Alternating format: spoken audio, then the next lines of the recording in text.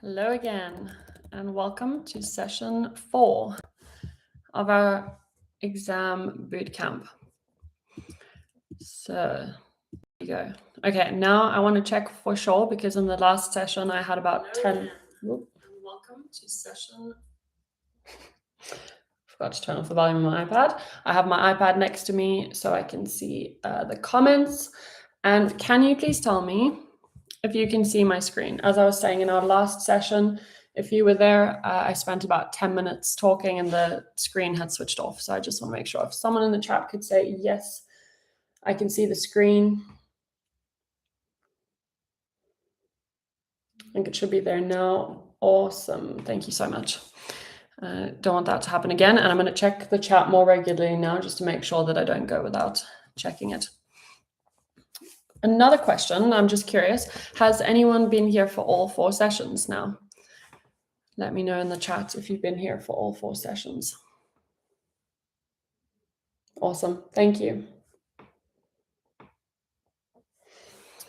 So this is our 4th session of the weekend. We've had 3 already, 1 this morning and 2 yesterday. The links for those are still available on the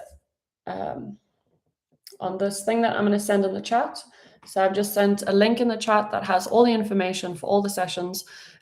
We will add more that are upcoming for this week. So watch the space for that plan.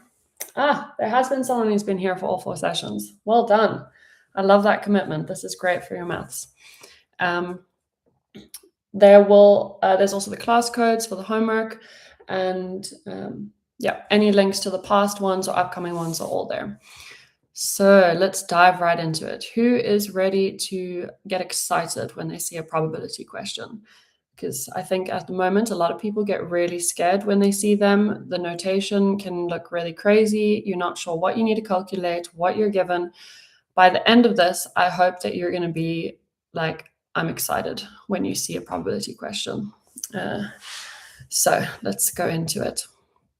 To warm up, can you give an example of mutually exclusive events? So that's A, and B, independent events. Whoops, excuse that double B there.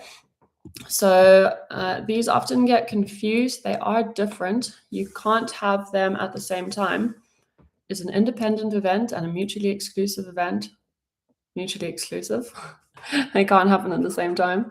So you can either have one or the other, unless the probability is a 0, but then there's not much to find out there.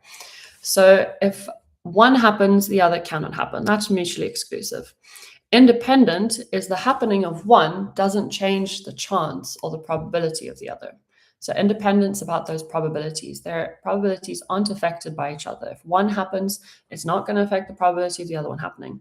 Mutually exclusive is that if an event happens, the other one physically cannot happen in the world. It's just not possible for them to happen at the same time. Any examples?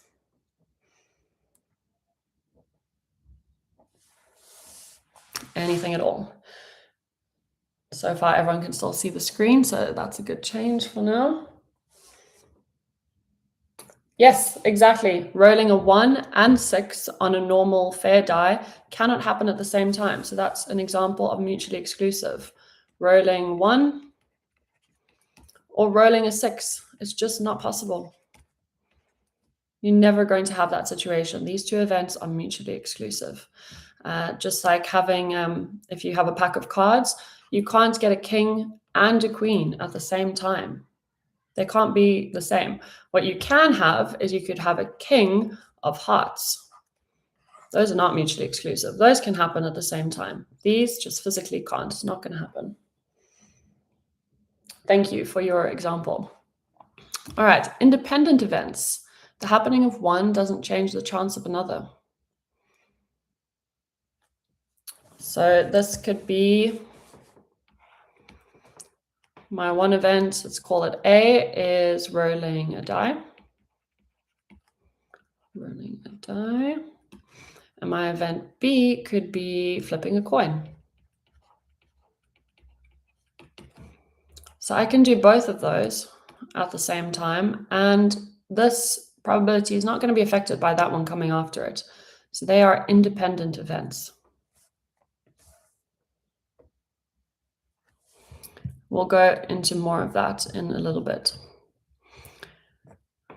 All right. Look at that. That's kind of like your example. All right, so let's just take a look at what we have in the formula booklet. This is so helpful for you. This is the AA formula booklet, but it will be the same in AI. So these are going to be your best friends, these over here. They look horrible, but by the end of this, I hope they're going to seem quite friendly. Just think of these as formulas. So, you know, when you have sequences and series, you have this formula of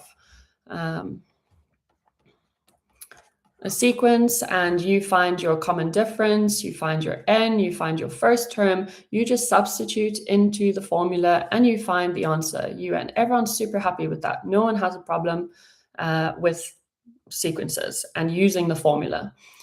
Think of probability in the same way. Probability is just substituting things into the formula. You've just got to figure out what you're given and what you need, and have a look at these and say, okay, I've been given this, I've been given this, and I've been given this. So that means I can figure out that.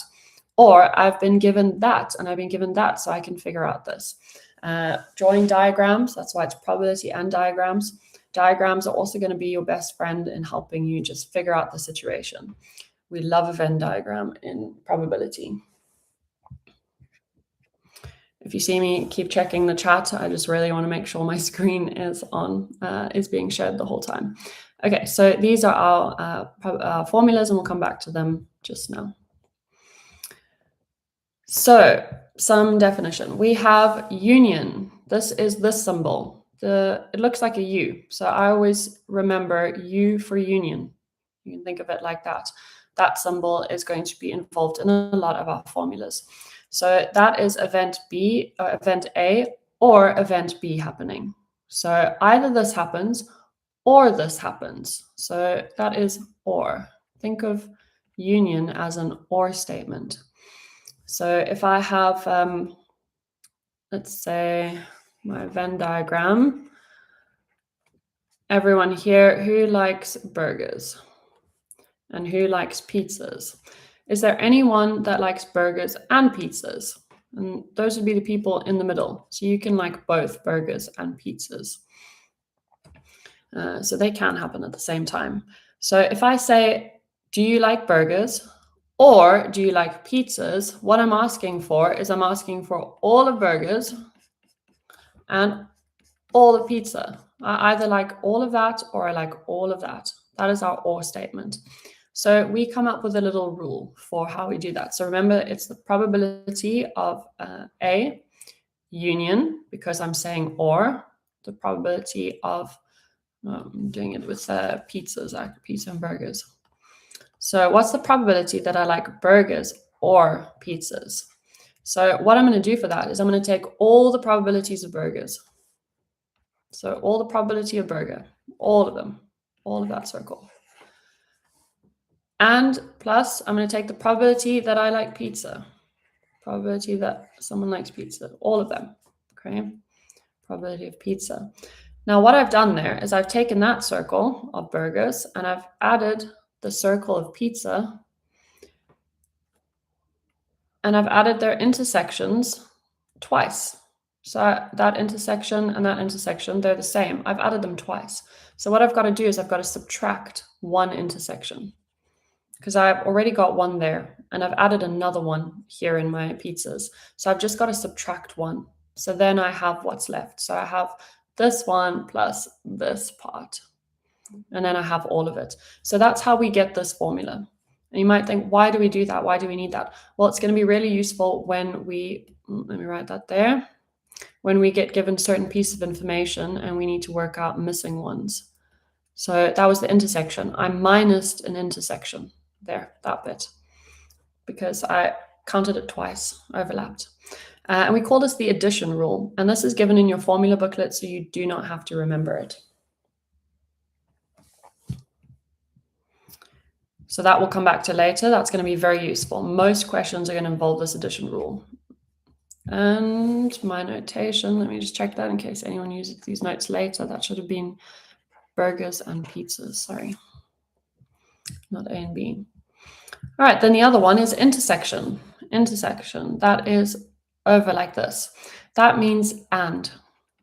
Event A and event B happening at the same time. So intersection, where they overlap. So it's not all of both, it's just where they overlap. That's our intersection.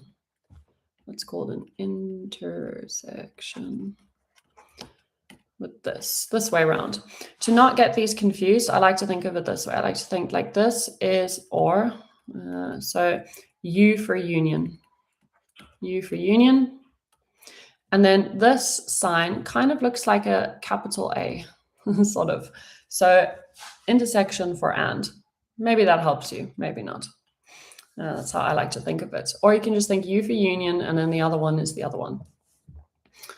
So this is when they both occur. So like we said, when we had the probability of liking pizza and burgers, you can like both. It's possible. Pizza and burgers.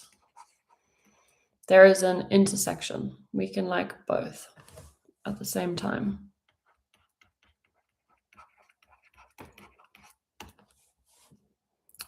All right. So speaking of that, of liking both at the same time, mutually exclusive is when you can't have both at the same time. So there is no intersection. So that could look like this. We could have a Venn diagram of two events, and there is 0 in the intersection. There's nothing because they can't happen at the same time. So there's no overlap. That's mutually exclusive. That's what it looks like visually. So we can say the intersection, this scary looking notation here, it just means the intersection. The intersection of A and B is 0. Makes a lot of sense, right? And how we would properly write it on a Venn diagram is like this. There's no overlap. So we actually remove those circles. They're not put together. So let's see, what does that actually look like in an example? This is a very common kind of question A of a probability question in an exam. So we're given probability of A, we're given probability of B, we're given the probability of A union B, and we need to find the probability of A intersection B. So look at our formula here. This is given in the formula booklet. This was the addition rule that we just looked at. So we need to find this one, A intersection B. So it's that one in the formula. I'm going to call it X for now, just so I don't have to write that out every single time. And now what we're going to do is we're just going to substitute into the formula. So let me just zoom out a little bit.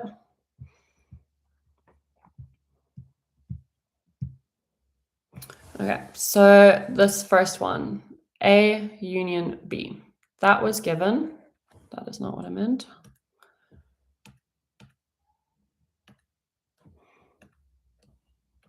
There, that one is 0.7.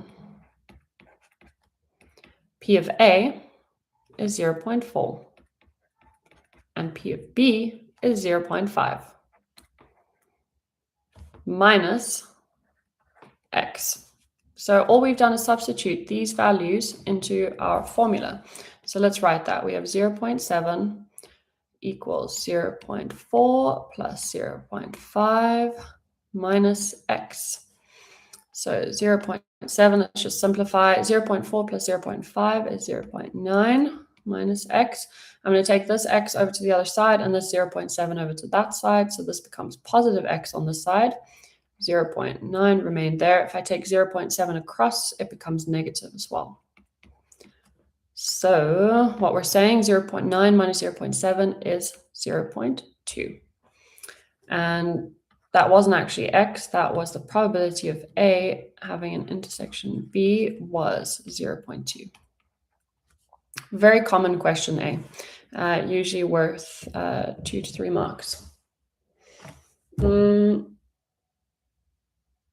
So this paper 1 or paper 2, this could be an either.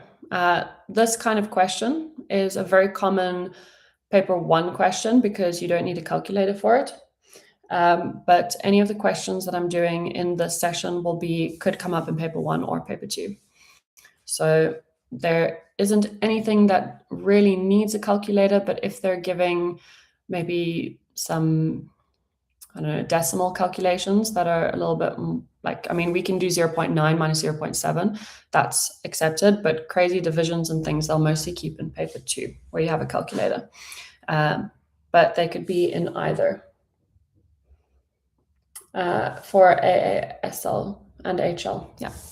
For AASL, could be in either, and you always have your calculator, so lucky you. All right, we can just double check that quickly. You know how I love a diagram. So if we have probability of A and probability of B, probability of A was 0.4, but that's the whole thing. So what's in the intersection? We've just calculated that the intersection was 0.2. Make that a little bit bigger. So if the probability of A is in total 0.4, then that means 0.2 is left here. This is useful for drawing Venn diagrams as well. The whole thing, the whole circle is 0.4. So there we're good. For probability of B, it's 0.5. So if 0.2 is here, that means 0.3 is here. And what we were saying was that what they gave us is that all of it, remember the union, everything in A or B added up to 0.7. So 0.2 plus 0.2 plus 0.3, that's everything inside, 1, 2, 3, should be equal to 0.7, which it is. So there we go, it's true. That's just how it could look on a diagram.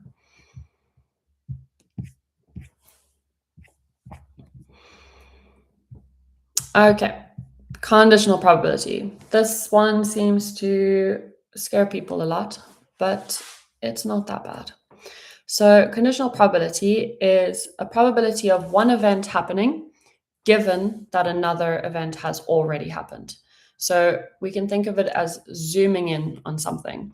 So if we're saying, like in a classroom, imagine you have a classroom and you have students and you have teachers.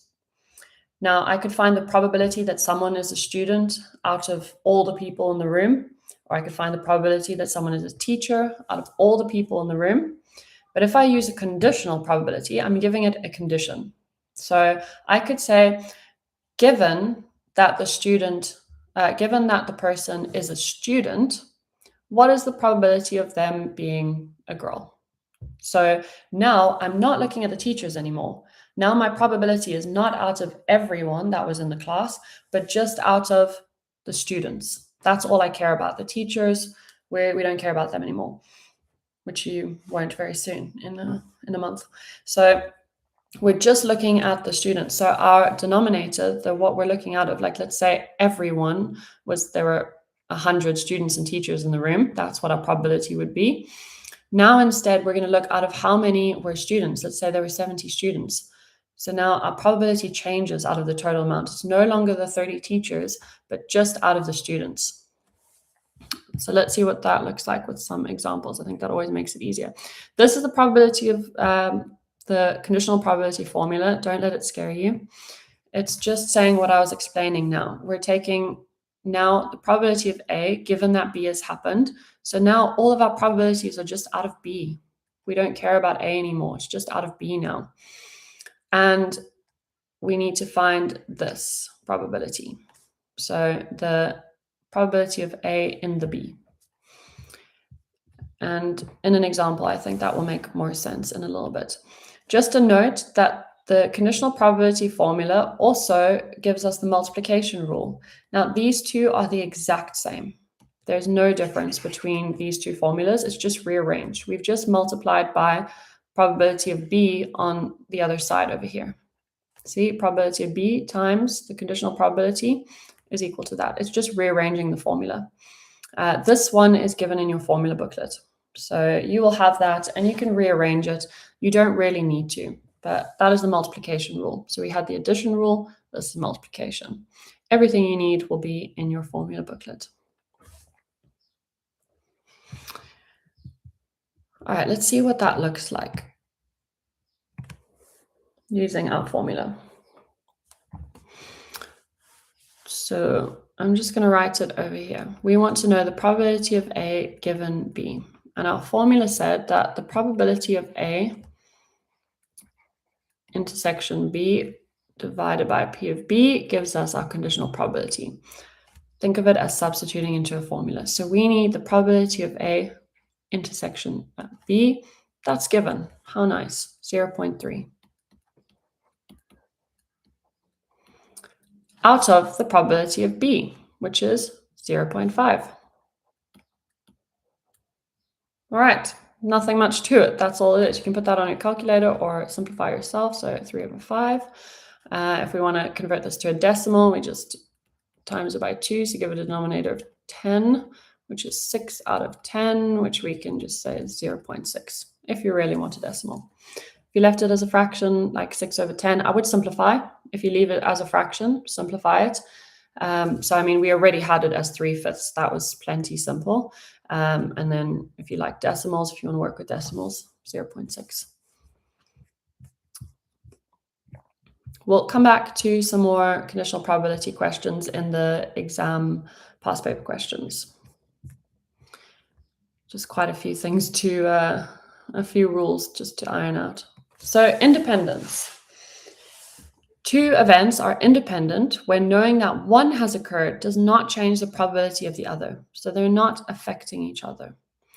We have two rules for this. So the first rule here is the product rule. So you can check whether the intersection of A and B is equal to the probability of A times the probability of B. This is in your formula booklet and it's called independence. There's the word independence right next to this. So if you're in doubt, you just think, oh yeah, let me check, do I have these things? If you're not given any of these things, maybe you're not given probability of B, maybe you're not given the intersection, then you use this one. This is the other one. So this rule is saying that the probability of A given B is equal to the probability of A. So I'm kind of just going to summarize this for you in one thing. So if you're taking notes, take note of what I'm writing in green. It's going to be condensing it a little bit for you. So for independence, we can either check. Ooh, bit of a delay there. So we can either check this property, find the conditional probability here and see if it's equal to the probability of A. If these two are true, it's independent. If these two are not true, it's not independent. Or I can check all three of them, or I can just check these two. So this one here is the probability of A given not B. So if B not B, this is B with a little dash, that means not. So anytime you see that dash, I want you to say in your head, not whatever it is, not B. This is it's called a complement. So if I know that the probability of B happening is 2 out of 3, I know the probability of B not happening is whatever's left, so 1 out of 3. So if either of these are true, these statements, we can say it's independent, or this property, P of A intersection B is equal to P. This is the most widely known one, P of A times P of B. And you do this generally when you're calculating probabilities, like on a tree diagram, you're doing this times this, multiplying along the branches. So these are the two tests you can use for independence. This one is given as independence in the formula booklet, this one not. So this one you should remember. So write those ones down in green if you haven't. That's the most important, or take a photo. Or like I've said before, I can send you the PDF slides from Miss IB Maths. I forgot to introduce myself. So I am Ashley from Miss IB Maths. And I am an IB examiner, a tutor, a teacher, and well, that's it.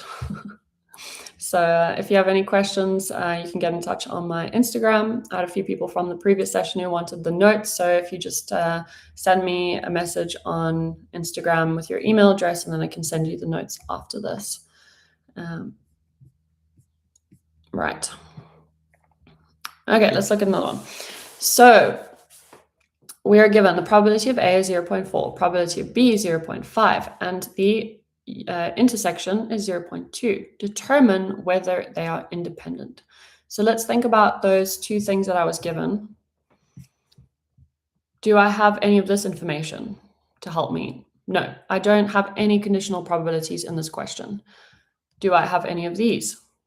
Yeah, I have all three. I have P of A and I have P of B and I have the intersection. So great, let me write that rule up over here. P of A intersection B is supposedly equal if they are independent. So what we're going to do is we're going to find that, well, not find it, we're given it, and do this. And if they're equal, we can say they're independent. So this was, I won't do that yet. P of A was 0.4, P of B, 0.5. And if we multiply them together, when we multiply decimals, you ignore the decimals and just multiply the numbers. So 4 and 5. There are 2 decimal places in the question. So that means your answer will have 2 decimal places. So 4 times 5 is 20. So we write 20. That's 2 decimal places, which can be simplified to 0.2. And this was indeed 0.2. So 0.2 is equal to 0.2. Happy days. Our events A and B are independent. Also, very common question that scares a lot of people, that they think, I don't know how to do that. I don't know how to show that it's independent. There's so many things going on. They're just asking you to multiply, basically. And when you do that and you show they're equal, that's how you show they're independent. You're welcome. Right. Okay, now this is the interesting bit where we do the not probability. So just to remember, I have it down here, but I think I might be blocking it with the video. I don't know, so I'm just going to write up here. Probability of A given B should be equal to probability of A equals probability of A given not B. Whoop, let's do that. So that was one of our tests for independence. Now let's see. We have a survey of 100 students and they record whether they enjoy maths and whether they enjoy science. So we have science, not science. Now I want you, every time you see the word not, what do we think? Not science, that is not. Okay, so that's your clue for something coming up there, not science. That is science, this is maths, not maths. Anytime you hear the word not, I want you to think complement and what formulas this relates to. It's all formulas. So I have science or not science, maths or not science. I want to figure out, are they independent? So I need to figure out, is the probability of one of them, so let's say, is the probability of maths equal to the probability of science given maths? No, other way around. Of maths given science, just like in our formula here. And if that's equal to, we don't have to do the third one as well, but let's just do it for good practice, especially because it's got that not going on there and that tends to confuse people. So maths given not science. Okay, so we're going to find each of these individually and then check, are they equal? And if 2 of them are equal or all 3 of them are equal, then we know that maths and science are, or enjoying maths and science are independent. Firstly, probability of maths. Now, maths is this column. This is the probability that I like maths. So in total, liking maths is 60 out of 100.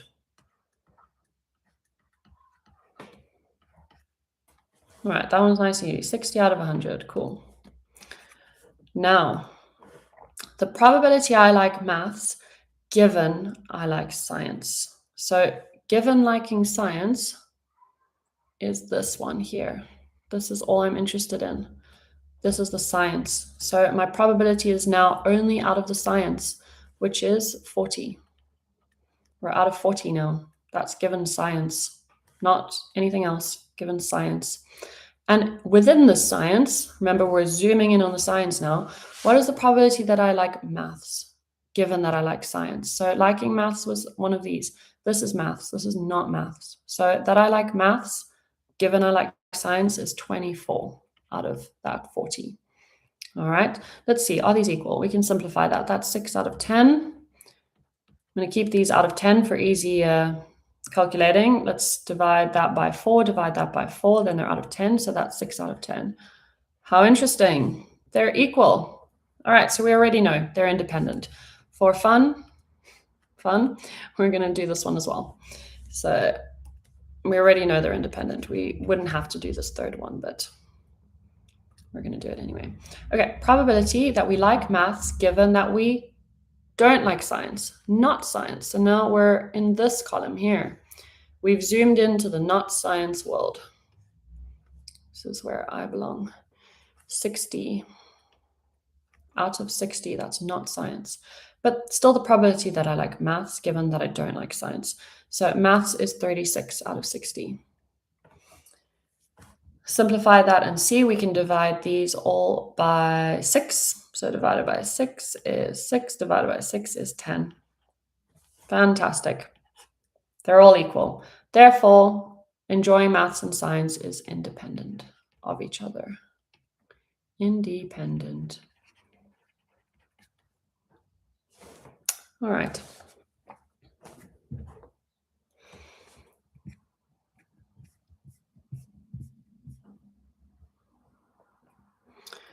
So I think I might do...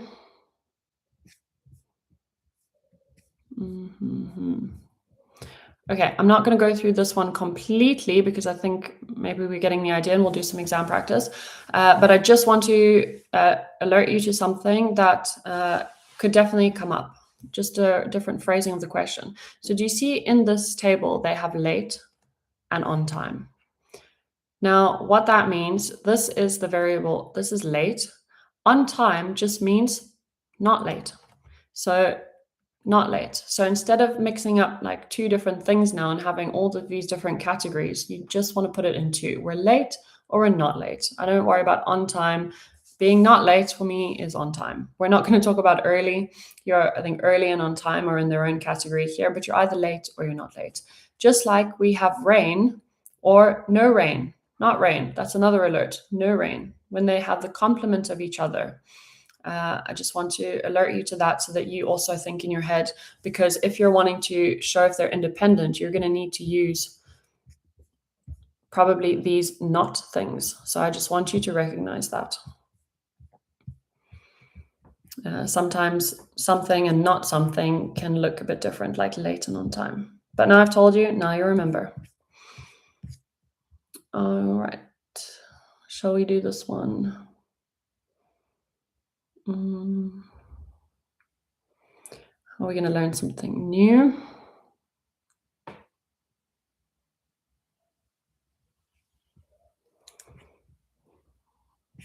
think let's move on to the exam questions. I think that's much of a muchness. All right, exam questions. There's something about exam questions that always just seem to look way more scary than the questions you do in class, but they're the same. It's the font, I think. All right, exam question number 1. This is from the specimen paper, so this hasn't actually been an exam session, but this is the example that they give to everyone of what maths papers are going to look like or should look like. So it's a good example.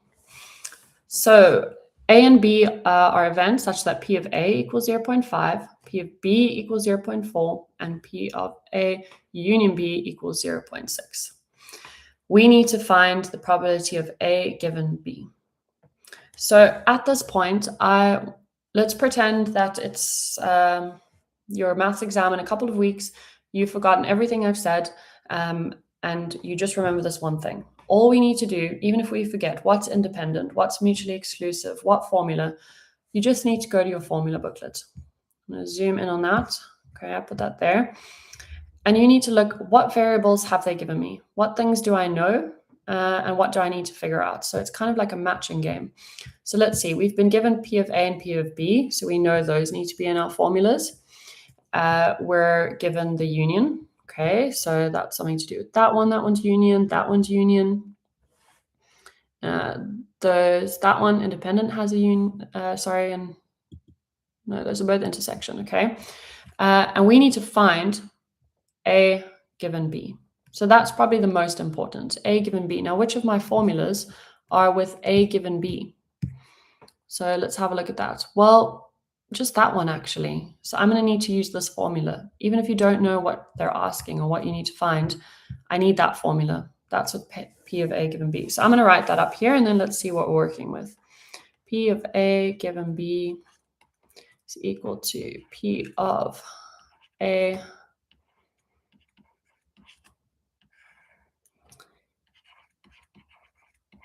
All right, there we go. So that's our conditional probability formula, because we need to find that. So what do we need for that? We need probability of A intersection B. Have we been given that? No. Okay, let's hold on to that. Probability of B. Yes, we've been given that. Okay, so that's fine. That's out of 0.4. Okay, let's go back to the drawing board. We need this. Which formula is going to give us that? And if we look here, we see this first one, combined events. We have the probability of A. We have the probability of B. We've also been given the union. So we can then find out the intersection, just like we did in the first question. So I'm going to write out that formula again. Let's put it in green just so we know we're going on a little side quest. So probability of A union B is equal to P of A plus P of B minus, don't forget that's minus, careful when you copy across your formulas, intersection B. And let's substitute everything in. So union B, that was 0.6. P of A was 0.5 plus P of B, 0.4. See, just substituting into formulas. That's 5 marks for just substituting into formulas. How lovely. And this one we don't know. So I'm going to write it like that. Call it X as well, if that makes you feel less scared of that crazy looking thing. Okay, let's simplify. 0.5 plus 0.4 is 0.9 minus, I've committed now to calling it the whole thing, and solve. So I'm going to bring this over to the other side so it becomes positive. I'm bringing the 0.6 over to that side so it becomes negative. And we get that it equals 0.3. All right, so now we know that A union B is 0.3, and that's what we wanted, 0.3.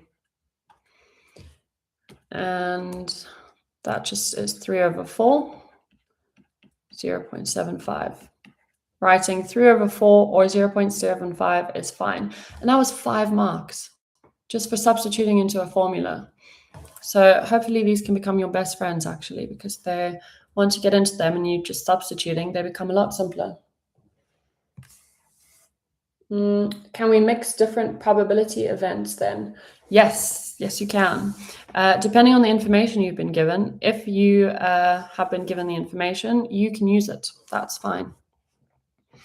I would say for most of the questions that they're going to give, I'm just trying to think of a counterexample that it wouldn't be. If an event is not mutually exclusive, you can always ask yourself, can these events happen at the same time? If they can't, then don't use mutually exclusive. So I would say that, think about it logically. In this one, we don't really have information, so I would say they're all free game. You might be asked to find if they are independent, and then you use those laws. So yeah, be careful with independence. The question might ask it next. But yes, you can mix the formulas, especially conditional probability when they've given it. So that one is, it's mostly going to be that you're using these two anyway, which can definitely be mixed in these kind of formulas. All right, so that was a lovely 5 marks. Let's look at the mark scheme for that. So again, we love this attempt. This is why I say try. Even if you don't know, try something. Rather try it and maybe not get any method marks or get method marks than leave it blank, because there's so many in the mark scheme attempts. So attempt to substitute into that formula that we used to find this guy. That was your method mark 1. You could also use a Venn diagram to do it. That's also fine. You just draw up your Venn diagram with your circles and add in the information. That can also be a valid method. Then solving, so an attempt to solve, getting that 0.3, and then substituting finally into the conditional probability formula. And finally, your end mark. So 0.75 or 3/4, both accepted. That is a lovely 5 marks. All right, this is a fun one, says the maths teacher. Consider events A and B such that the probability of not A is equal to the probability of A union B, which is equal to 3/4. So don't worry, don't stress out about what this means yet. So this is equal to 3/4. This is equal to 3/4. That's what that's saying. Don't worry about what they mean and what's going on there just yet. And the probability of B given A is 2/3. Now, is there anything here that you can tell? Like anything that you're like, okay, well, if they give us that, then that means I know this.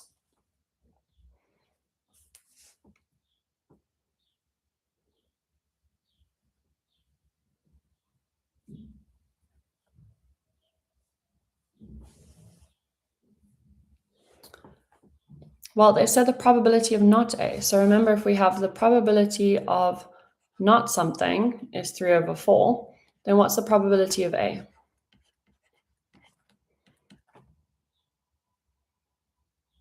It's just 1/4. It's the opposite. So they've both got to add up to 1. So now we know the probability of A. I'm going to write that down here. We know the probability of A is 1/4. That could be useful. And we have the union and we have a conditional. Now, we need to find the probability that A intersection B. So let's see, are there any formulas that can help here? What have we been given to help us find the probability of A intersection B?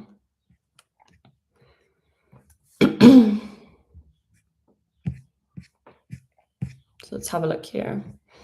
We haven't been given the probability of B. We don't know that yet. So what do we have?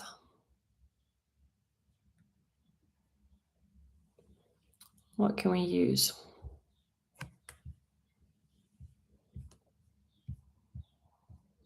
Any ideas?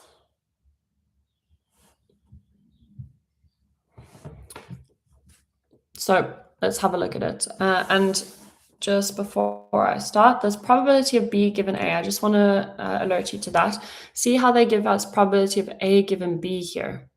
So we're doing probability of B given A. So I'm just going to write this formula out because we've swapped B and A, which is fine. But we just need to make sure that we don't use that wrong. So that's probability of A intersection B. The order there doesn't matter. But here it was out of the probability of B because we were out of the probability of B, but now it's given A. So now it's going to be probability of A in the denominator there. So they're exactly the same formulas, just this one was A given B, this is B given A. So we've just had to swap that. So I'm putting that there just so we don't use out of the probability of B. That can happen. Anyway, we know that that is 2/3. They told us. So we want A intersection B. Okay, so that's in that part of the formula. So we want to find that. And we've been given the probability of this, and we know the probability of A. So actually, we have everything we need. So I'm just going to write that down here. To find the probability of this one, we can use our formula. A intersection B over P of A. So let's fill that in. This one, they said, was 2/3. This one, we're trying to find. That's the question. Just coming down to formulas. And P of A, we knew not A was 3/4. So we said P of A was 1/4. So to solve this, what I'm going to do is multiply it by 1/4 on the other side. So that'll be 1/4 times 2/3 is equal to my P of A intersection B, 1 times 2 is 2. 4 times 3 is 12. And there we go, which is equal to 1 out of 6. Let's simplify. And there we have it. It's 1 out of 6. So I'm just going to write that up here. And we know. Cool. That was a nice 3 marks. Just substituting into the formula again. Now, show that events A and B are independent. All right, an independent question. We know that independence has this. Ooh. There. If we want to know if something is independent, we had this formula. So do we have everything we need? Let me just write that independence formula there. P of A, we just calculated this one, equals P of A times P of B. Okay, we have just found this over here. It was 1 out of 6, so I'm going to write that in. P of A we had was 1 out of 4. And P of B, we don't actually know P of B. But can we maybe find P of B? Well, we have P of A, we have the union, and we have the intersection. So we can use this formula over here. They're all related. So in this one, I can find P of B. So I'm going to go on another side quest down here. We're going to say P of, I'm just copying out this formula there, of A union B is equal to P of A plus P of B minus the intersection. So there, that P of B is what we're looking for. And we have all the other things.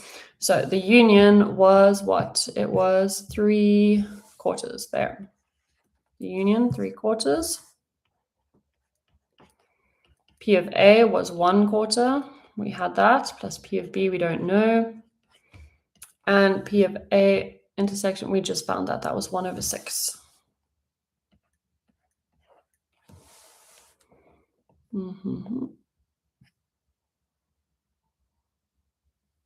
Yes, is that correct? Just checking, there's a lot of fractions going on here. So P of A union B, just double check, was 3/4, yes. Yeah, I think that's fine.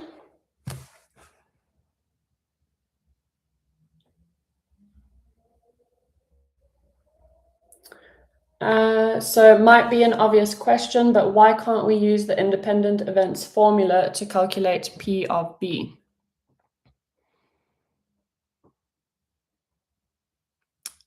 So we want to show that the events A and B are independent. So we cannot use the independence formula to show that something's independent, because if we use that to find P of B, we're assuming it's independent. So that's actually a great question.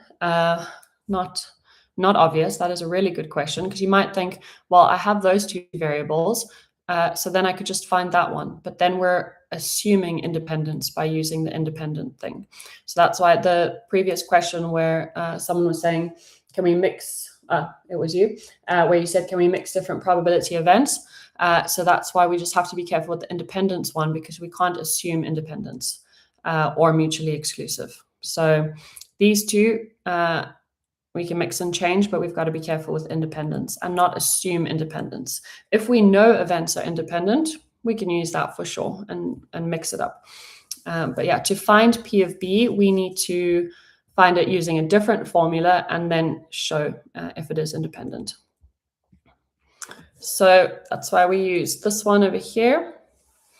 All right, and now let's keep going. So we had 3/4 minus 1/4 was 2/4, plus 1 over 6, should keep that. So I've just taken this across to that side and subtracted it, and I've added this to this side, and that leaves me with P of B. And if we want to add these, well, this is a half, so I'm going to make this out of a denominator of 6 as well. So instead of a half as 2 over 4, I'm going to say 3 out of 6, just so that my denominators are the same. And then I can add them. So 2 out of 4 is a half. I just changed that to 3 out of 6. There we get 4 out of 6. It's P of B. There we go, P of B. Simplify, that's 2/3. So P of B is 2/3. Right, so let's put that back in there. Our P of B we now know is 2/3. And we are checking. So I'm actually just going to take that away because I'm not going to assume they're equal. Let's see if they are. So I had P of A times P of B is 1 times 2 is 2. 4 times 3 is 12, which is 2 out of 12. So that's 1 out of 6. All right, and does that equal my my intersection? Yes, it does. We had that over here. We calculated that already. Usually that is going to help in our next question. So yes, it's 1 out of 6 equals 1 out of 6. So yes, they are independent. Independent.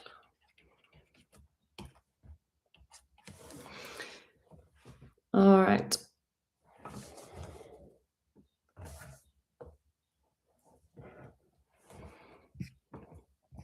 And that was 6 marks.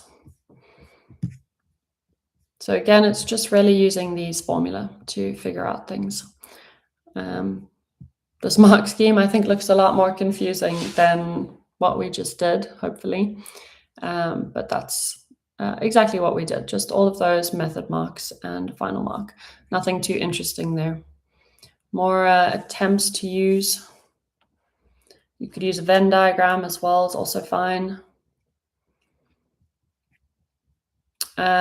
Here, so R1, you've got to state that they're independent because of this reason. So we had the working that showed this, but make sure you say, therefore, A and B are independent. You need to close it off because if you just show this, you're not showing that you recognize it's independent. So make sure that you say, therefore, A and B are independent, or therefore, A and B are mutually exclusive. So that's very important. All right, so the previous examples have said using Venn diagrams. So let's use a Venn diagram just to show you how that can work. And maybe you even prefer that.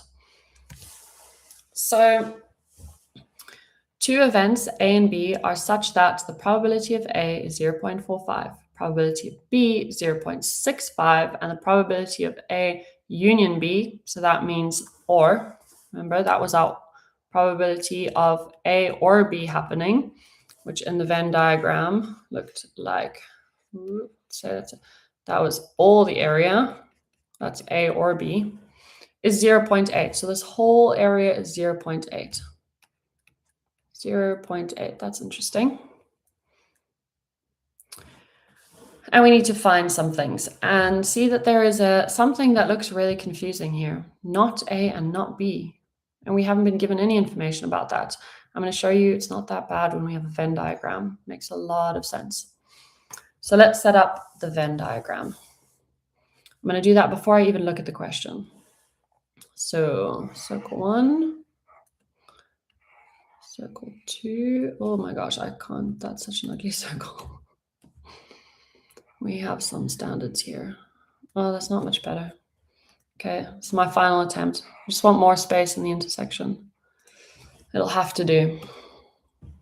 My recommendation to you is when you are drawing your Venn diagram, please put a box around it because a lot of people forget that there is also this space outside.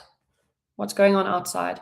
So you need to find out what's going on in here and then make sure it all adds up to 1. So there could be something outside. So please, when you make that box, then that helps people to remember that there's something going on outside. Even put a little line there that shows, I need to add that. If you start every Venn diagram with this template, you will succeed in life. So this was, and label your circles as well. You don't have, you don't need to be guessing about which is which. So the probability of A, 0.45, probability of B, 0.65, and their union, 0.8. So this whole thing is 0.8, which means that this left over is 0.2, right? 0.2 plus 0.8 adds up to 1, okay? Now, I don't know what's in the intersection. I know all of it adds up to 0.8, and I know A is 0.45, the whole circle. B is 0.65, but I don't know what goes in the intersection. So I'm going to use this formula to figure out my intersection. So I have the probability of A union B is equal to probability of A plus probability of B minus the intersection. This is what I'm interested in. So it's full in our values. We have 0.8. That was that. P of A, 0.45 plus 0.65 minus, again, I'm going to call that X. Purely lazy. 0.8, 0.45 plus 0.65. Don't worry about this yet. That's going to be more than 1. That's okay. So we have 1.1. Right, 1.10, 5 plus 5 is 10, that's 100. So yeah, 1.10, but we just call that 1.1 minus X. So let's take X across the other side and subtract 0.8. So X equals 1.1 minus 0.8. I'm just gonna make that 10 now. I'm having a moment. 20, 30. So 0.3. It's late in the day. And so there we go. Our intersection is 0.3. There we go. Now we have it. 0.45 is our A. So if 0.3 is already over there and 0.45 is the whole thing, what is remaining? Well, 0.15. Because remember, that's not 0.3, or that's 0.30. So 30 plus 15 gives us 45. So just careful with that. 0.65 is our whole B. We already have 0.3 there, so that leaves 0.35 to make up the remaining of that 0.65. Okay, now we filled in our diagram. Everything is great. Now we can start to answer the questions. So we have found here, that was our intersection was 0.3 using our formula. Now the interesting part, B. I want to find the probability, let's say this out loud, not A given not B. And this is where the Venn diagram gets in handy. So let's highlight. Let's go, I'm going to highlight the sections. Now I want to know the probability of out of not B. I'm interested in everything that is not B. So I'm going to shade that in yellow. This part is not B. Everything that is not the circle of B. That's not B. And don't forget outside. This is also not B. So just a messy shade of everything out here. This is all not B. Everything in the circle is B. So my probabilities here are out of my not B, which is 0.15 plus 0.2, which is 0.35. That's out of all my not B. If that's not making sense, just let me know in the chat and I can go over it again at the end. Now I want to know not A, but I'm only looking at the yellow because I've zoomed in to everything that's not B. I don't care about anything. This might as well not even exist anymore. It's not happening. None of that exists. We don't care. So, and now I don't care about A. Everything that's not A, that's in this yellow, that's just 0.2. That's the only thing left, 0.2. Because now we don't want A. We're not looking at A either. Not A anymore. And then we have our answer. So that would be not A given not B. And that's why a Venn diagram is very useful in these situations to really, you can much more easily and visually see what's happening. Let's simplify that. That's the same as saying 20 over 35. They can both go into 5, so 4 over 7. And there we go. Probability of not A given not B is 4 over 7. And that was a lovely 3 marks, or 6 marks in total. Okay, and it is 6. That is the first time we have managed to be within an hour. So nice. Let's see. Nothing too interesting in the mark scheme there. Exam tips and common mistakes.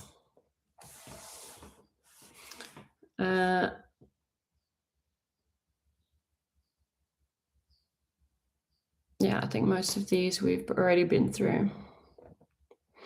If you ever get an answer that's more than 1, something is wrong, because probabilities cannot be more than 1. They're between 0 and 1. So if anything is negative, or if anything's more than 1, check again. And maybe you've forgotten to subtract the overlap. Remember when we had the addition rule, when we added that and we added that, we had to subtract the overlap. Yeah, we did that one quite a few times. All of these formulas that you need are in the formula booklet, except for that second condition for independence. The probability of A given B is equal to the probability of A is equal to the probability of A given not B. That is not given. So that's a useful test for independence. The rest are all in there for you to use. The words given that are huge indicators of conditional probability. Given that, or the symbol. If you're seeing that symbol, like B given A, conditional probability. So look to those formulas. Don't round too early. So for this reason, I really recommend using fractions. Fractions, you don't round. And they're easier to work with. Often denominators are the same, and you can do quick calculations. If you round when you have probabilities as decimals, you're going to lose accuracy. As usual, the notes are here. They're all really good notes for each of these topics. So feel free to go and have a look at those. You just click learn and you'll see like loads of notes, exam tips and everything. And the homework assignment will be uploaded as session 4. So the class codes for that are on the link that I sent at the beginning of the session. All right, questions. Is anyone feeling better about probability questions like that now? I hope that it makes it make more sense, that they're not something that you are scared of anymore. And I think still keep in mind when you see them, the first instinct will probably still be, oh my word, I don't know what they're asking. But think about, what have I been given? What do I need to find? Have a look, scan the formula for matching things. And generally you'll find that, oh, I don't know that, but I can use that to find that. And I've been given that. And even if you go on some path and you realize, oh, but I don't have that, it's okay. That's part of the process. Leave your answer, don't scratch it out, and then try a different method underneath. You could still get those method marks even if you don't get anywhere. But yeah, sometimes it's not always obvious where you need to go, but stick to your formulas.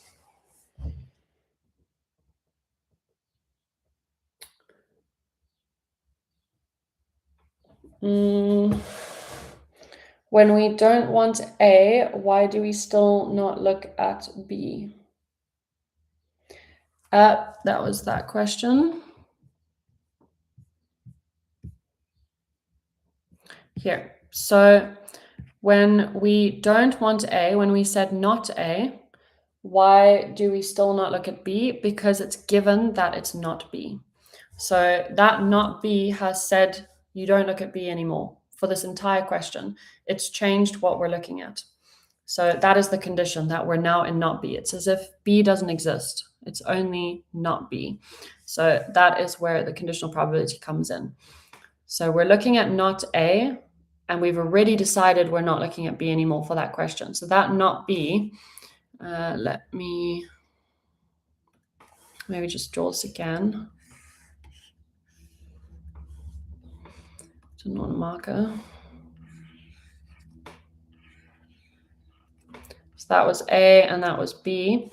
When we say out of not B, we're taking out all of that B. So then we're only interested in this part of A, because that's not B.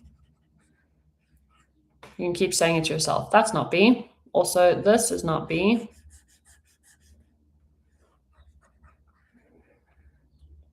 And so whatever is in there, I'm going to put it in red, and that means we don't care about it.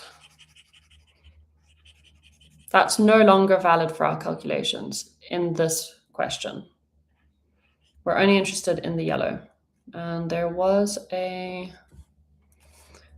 0.2 over here. So we're interested in that, and we're interested in this space, basically, because that's everything that's not B. And that was 35? Yeah, no. 0.15, wasn't it? 0.15. So not B is everything we're out of, 0.35. So then when we say not A, that's because we're still in this question of not B. B doesn't exist anymore. So not A out of this, well, that's A, and we want not A. So 0.2. Does that make more sense?